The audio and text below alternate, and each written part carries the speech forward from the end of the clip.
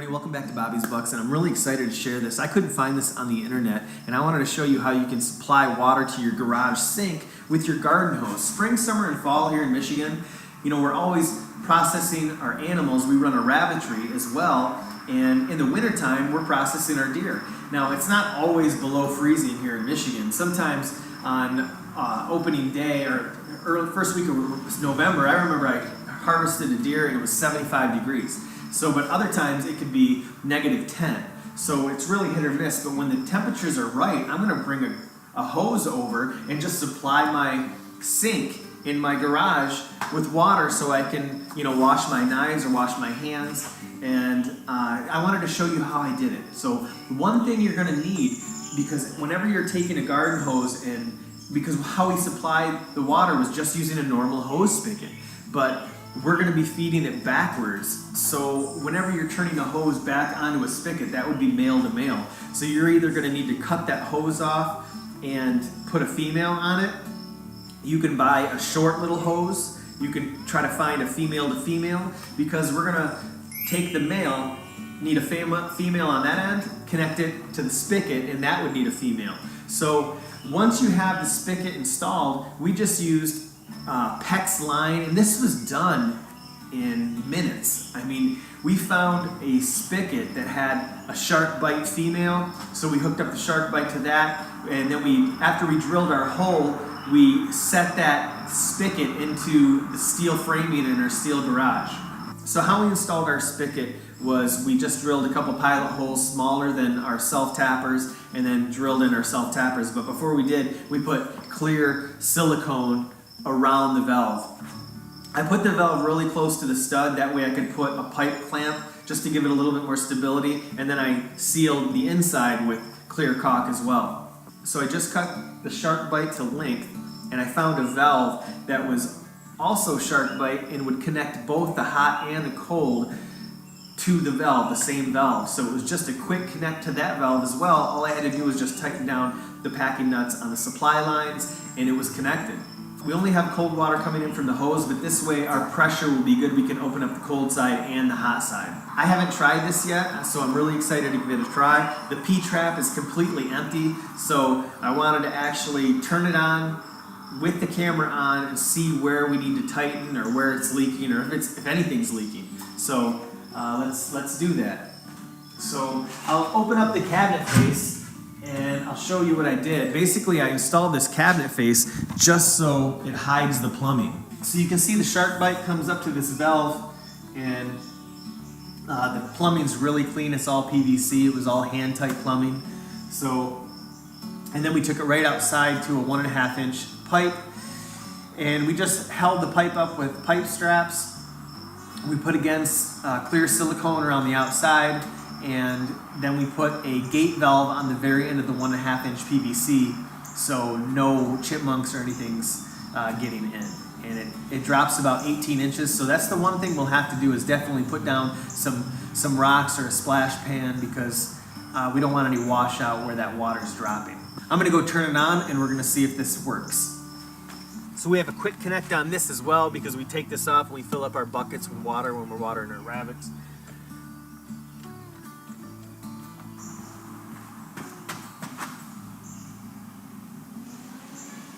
Alright, so far so good.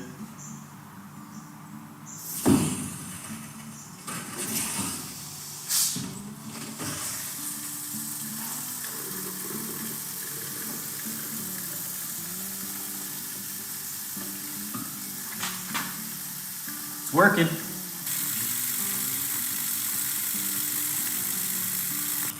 Another pipe strap there. And then we have a gate valve. So that only opens up when there's enough water.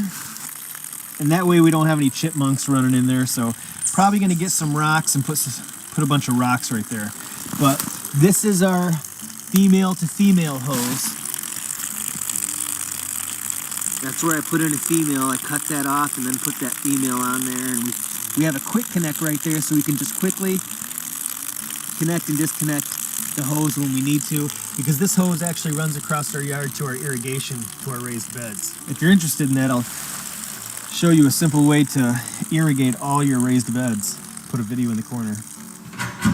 So I'm so pumped that this works. This is just a board. I bought a 2 foot by 2 foot board from Home Depot. I think it cost me $11, and it's a nice AB board.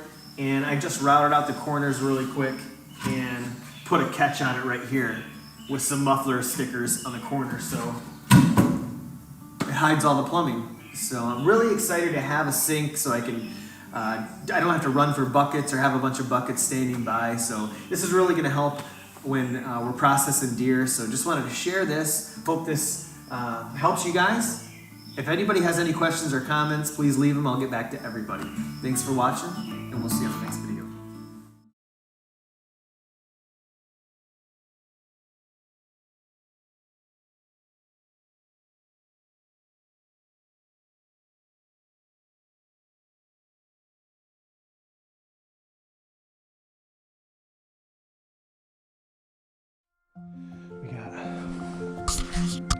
We got public land here, and I'm gonna get set up over here in this general area where I can see deer run through here, but I want to get over here a little bit because they like to walk around in this general area.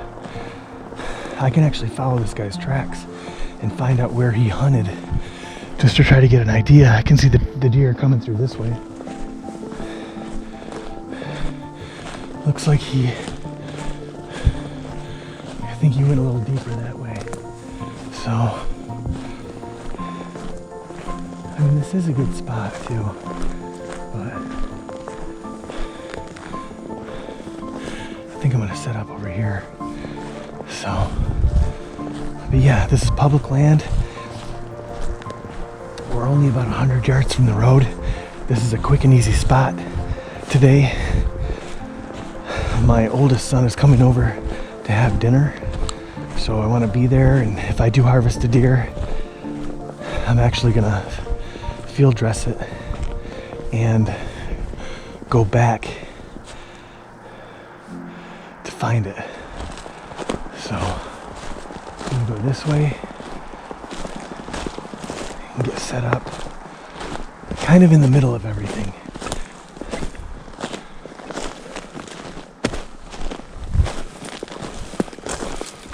So now I can see over this hill.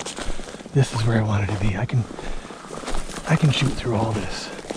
So now I just have to get up in this tree. I'll probably get up in this tree right here.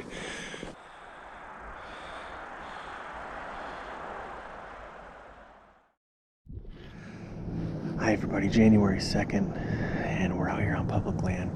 I had a spot in mind tonight where I pulled in, there was already a truck there. That happened twice. This is my third spot that I had in mind. These are easy spots right off the road because I have a dinner I have to get to tonight, so the plan is to kill a doe, field dress it, get in the truck, go to the dinner, and then get the sled when I get back home and come out here and get this doe. It's 10 degrees right now, so I'm sorry, 20 degrees. It's gonna get down to a low of 10 tonight.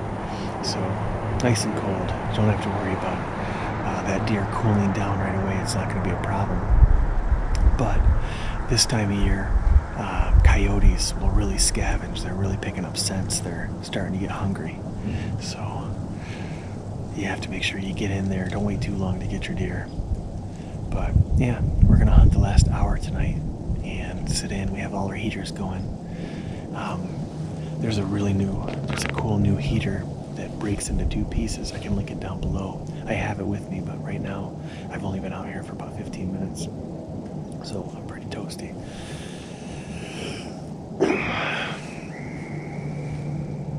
But this is a great spot.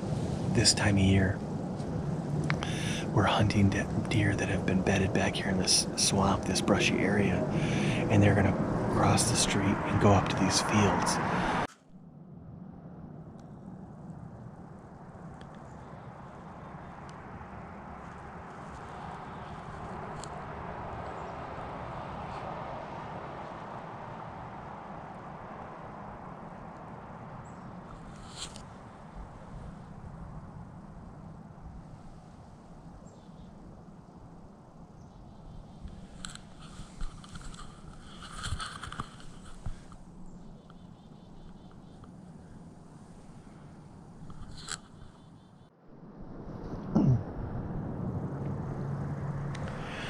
looking around and there is so many tracks underneath this tree. I mean, fresh tracks. We just had snow today, we had snow yesterday.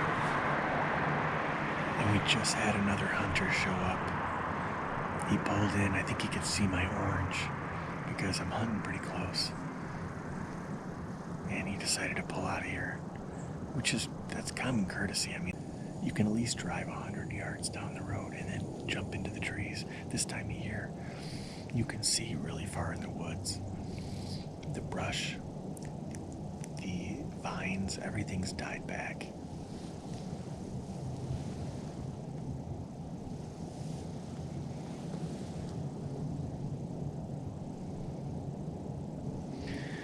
I just feel like they're gonna show up right on top of us.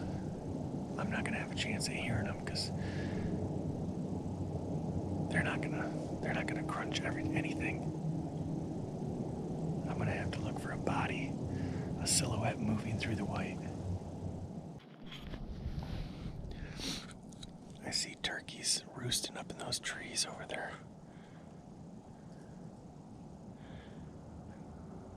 Which means it's prime time.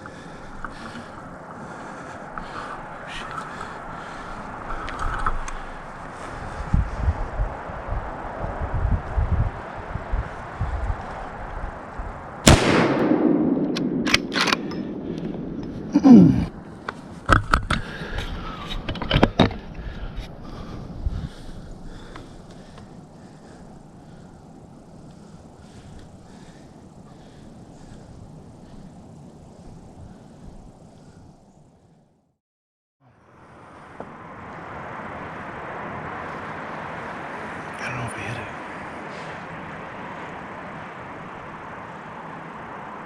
Oh, there's another doe over there.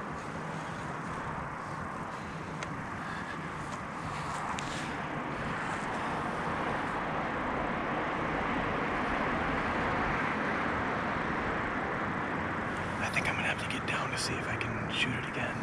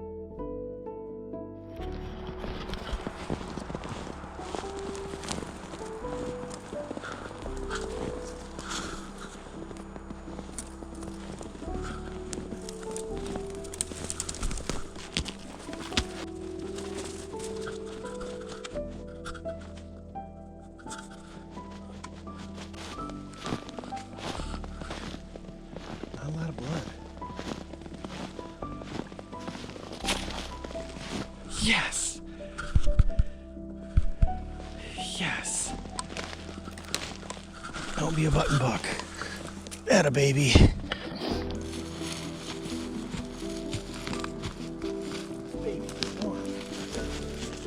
It's on a full moon. Came out here, sat for only about 45 minutes. I was hunting some really brushy terrain where deer at this point in the season, they need to move through really secure areas. So try hunting that. Get back towards their bedding area and figure out, based on tracks, where are they moving. Now these ladies were going about 2 miles across to these food plots. So I came in early, and I figured early, saying about 3 o'clock, and I figured I'm gonna get them before they start moving. Looking over into the sky, I see a full moon. It's absolutely beautiful in a blue sky. So I'm gonna actually be able to get back home in time. I'm gonna be able to field dress this deer, get back home in time, and make this dinner. My oldest son is coming over tonight, so this was an excellent hunt, and I couldn't be happier. So I say get out there, you guys, get one more doe, and make sure you get enough venison for your family this year. Thanks so much for watching, and we'll see you on the next video.